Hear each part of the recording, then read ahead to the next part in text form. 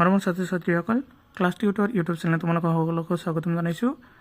Class 5 পঞ্চম শ্ৰেণীৰ গণিত বিষয়টোৰ পাঠ নম্বৰ 1 দশমিক সংখ্যা পদ্ধতি আৰু ৰোমান সংখ্যা এইটো পাঠৰ প্ৰশ্নোত্তৰসমূহ মানে অংকসমূহ প্ৰথমৰ পৰা শেষলৈকে আমি তোমালোকলৈ আগবঢ়াইছোঁ। যদি ভিডিঅ' ভাল লাগে এটা লাইক কৰিবা আৰু লগতে চেনেলটো ছাবস্ক্ৰাইব কৰি ৰাখিবা। ইয়াতে প্ৰথম এটা বস্তু চাই ল'বা যে পৃথিৱীৰ সকলো দেশতে সংখ্যা পদ্ধতি প্ৰচলিত। দশমিক পদ্ধতিত সংখ্যা লিখিবলৈ 10টা প্ৰতীক বা চিহ্ন ব্যৱহাৰ কৰা হয়। প্ৰতীককেইটা সকলোৱে জনা 0ৰ পৰা একদম 9 লৈকে। প্ৰতীককেইটা কি বুলি কোৱা হয়? অংক বুলি কোৱা হয়। এতিয়া আমি অংকলৈ যাওঁ আহা। তো তোমালোকৰ অনুশীলনী 1 এ তলৰ সংখ্যাকেইটা ভাৰতীয় পদ্ধতিৰ স্থান মান তালিকাত প্ৰকাশ কৰা। প্ৰথম এ নম্বৰত আছে কিমান? 4,83,739। তো তোমালোকে প্ৰথমতে এনেকৈ ঘৰ বনাই ল'ব লাগিব। কেইটা আছে চোৱা, 1 2 3 4 5 6 6টা আছে, গতিকে 6টা ঘৰ বনাই একক, দশক, শতক, হাজাৰ, অযুত, লাখ এনেকৈ লিখি লোৱা। এতিয়া এককৰ ঘৰত কি আছে? 5 5 ইয়াতে বহাই দিয়া। দশকৰ ঘৰত কি আছে? 4 4 ইয়াত বহাই লোৱা। শতকৰ ঘৰত 7 আছে, 7 ভৰাই দিয়া। হাজাৰৰ ঘৰত কি আছে? 3 3 2 ইয়াত দিয়া। আৰু 10,000ৰ ঘৰত মানে অযুতৰ ঘৰত 8 আছে, 8 বহাই দিয়া। আৰু লাখৰ ঘৰত কিমান আছে? 4।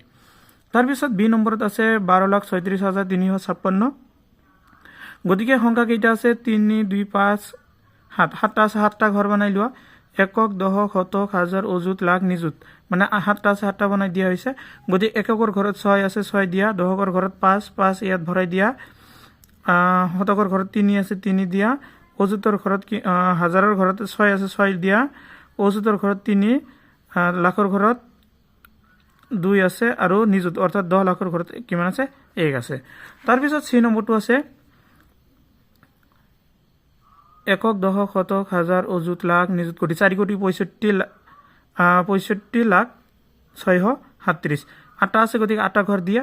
এককৰ ঘৰত 7, দশকৰ ঘৰত 3, শতকৰ ঘৰত 6, হাজাৰৰ ঘৰত 0, 10,000ৰ ঘৰত 0, লাখৰ ঘৰত 5 আছে, 10 লাখৰ ঘৰত অৰ্থাৎ নিযুতৰ ঘৰত 6 আৰু কোটিৰ ঘৰত কিমান আছে? 4। তাৰপিছতটো ডি নম্বৰত কি আছে? একক, দশক, শতক, হাজাৰ, অযুত, লাখ, নিযুত, কোটি। 10 কোটি আছে, গতিকে 92,34,71,053 আছে। ঘৰ দিব লাগিব তোমালোকৰ 9টা, গতিকে 9টা ঘৰ একক, দশক এনেকৈ একদম 10 কোটি পৰ্যন্ত লিখি ল'বা। প্ৰথমত আছে 3, তাৰপিছত 5 0 1, তাৰপিছত আছে কিমান? অযুতৰ ঘৰত 7, লাখৰ ঘৰত 4, তাৰপিছত 10 লাখৰ ঘৰত 3, কোটিৰ ঘৰত 2 আৰু 10 কোটিৰ ঘৰত 9। তাৰপিছত 1 2 3 4 5 6 7 8 9 10 10টা ঘৰ দিয়া। এবাৰ প্ৰথমৰ পৰা বহাই লোৱা। এককৰ ঘৰত কি আছে? 1, দশকৰ ঘৰত 9, শতকৰ ঘৰত 0, হাজাৰৰ ঘৰত 4, তাৰপিছত অযুতৰ ঘৰত 9, লাখৰ ঘৰত আছে 6, 10 লাখৰ ঘৰত 2, কোটিৰ ঘৰত আছে 9, 10 কোটিৰ ঘৰত 3 আৰু 1 কোটিৰ ঘৰত আছে কিমান? 7। বাছ হৈ গ'ল এইখিনি। এবাৰ 2 নম্বৰত চোৱা, তলৰ সংখ্যাকেইটা আন্তৰ্জাতিক পদ্ধতিৰে স্থানমান তালিকাত প্ৰকাশ কৰা। এতিয়া আন্তৰ্জাতিক ঘৰ বনাই ল'ব লাগিব। তো প্ৰথমত এতিয়া মানে তোমালোকে জানা যে ভাৰতীয় পদ্ধতি প্ৰথমত 3টা, তাৰপিছত 2টা 2টা কৰি থাকে, কিন্তু আন্তৰ্জাতিক পদ্ধতি প্ৰথম 3টা, তাৰপিছত 3টা 3টাকৈ যাই থাকে। ইয়াত কেইটা ঘৰ আছে? ঘৰ কেইটা বনাই ল'বা। 1 2 3 4 5 6 7 7টা ঘৰ বনাই দিয়া হৈছে। প্ৰথমত একক, দশক, শতক, হাজাৰ। আমি কিন্তু আগতত পাইছিলোঁ অযুত, কিন্তু ইয়াতে অযুত নাই। এবাৰ হ'ব 10,000, তাৰপিছত 1,000, তাৰপিছত মিলিয়ন। তো প্ৰথমত 9 আছে, 9 দিয়া।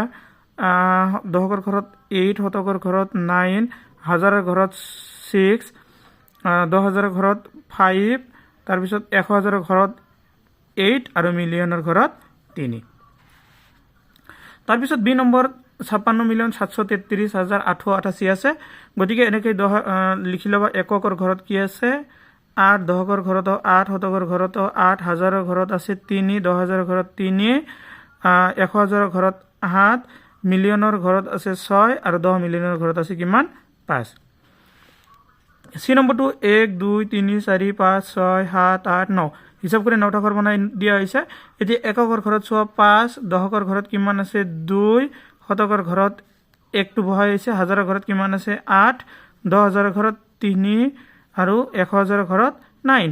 তাৰপিছত মিলিয়নৰ ঘৰত 4 10 মিলিয়নৰ ঘৰত 3 আৰু 100 মিলিয়নৰ ঘৰত কিমান আছে 5 হৈ গ'ল এতিয়া 3 নম্বৰত আকৌ কেইটা আছে 1 2 3 4 5 6 7 8 9 9টা ঘৰ বনাই দিয়া 100 মিলিয়ন পৰ্যন্ত এককৰ ঘৰত 6 দশকৰ ঘৰত 3 শতকৰ ঘৰত 5 হাজাৰৰ ঘৰত 3 10,000 ঘৰত 10,000 ঘৰত আছে 5 100,000 ঘৰত 4 মিলিয়নৰ ঘৰত 3 10 মিলিয়নৰ ঘৰত 2 100 মিলিয়নৰ ঘৰত আছে কিমান 1 এতিয়া এই নম্বৰটো চোৱা 3 3 3 9 10টা ঘৰ আছে 10টা ঘৰ বনাই দিয়া এককৰ ঘৰত কিমান আছে 8 দশকৰ ঘৰত 9 শতকৰ ঘৰত 1 হাজাৰৰ ঘৰত 5 10,000 ঘৰত 4 100,000 ঘৰত কিমান আছে 5 আৰু মিলিয়নৰ ঘৰত আছে কিমান 6 10 মিলিয়নৰ ঘৰত আছে 5 100 মিলিয়নৰ ঘৰত আছে 2 আৰু বিলিয়নৰ ঘৰত আছে কিমান 1 এবাৰ 3 নম্বৰ প্ৰশ্ন আছে তলৰ সংখ্যাবোৰ ভাৰতীয় পদ্ধতিত উপযুক্ত স্থানত কমা দি লিখা ভাৰতীয় পদ্ধতিত তোমালোকক কৈ দিয়া হৈছে যে প্ৰথম তিনিটা তাৰপিছত দুইটা কৰি কমা দিব লাগিব তো ইয়াতে এনসাৰটো লিখি লোৱা 8 1 2 4 1 5 লিখা হ'ল প্ৰথমত কেইটা আছে তিনিটা তাৰপিছত দুইটা এইবাৰ লিখি লো 1 5 0 3 4 6 9 লিখি ললা প্ৰথমত তিনিটা দিয়া তাৰপিছত দুটা হৈ গ'ল এবাৰ সি নম্বৰ 7 3 4 7 1 6 9 3 প্ৰথমত তিনিটা তাৰপিছত দুইটা এনেকৈ দি দিবা হৈ গ'ল এবাৰ ডি নম্বৰত 8 5 7 3 ট্ৰিপল 1 6 9 প্ৰথমত কেইটা দিবা তিনিটা তাৰপিছত দুইটা এইবাৰ আহিব ই নম্বৰ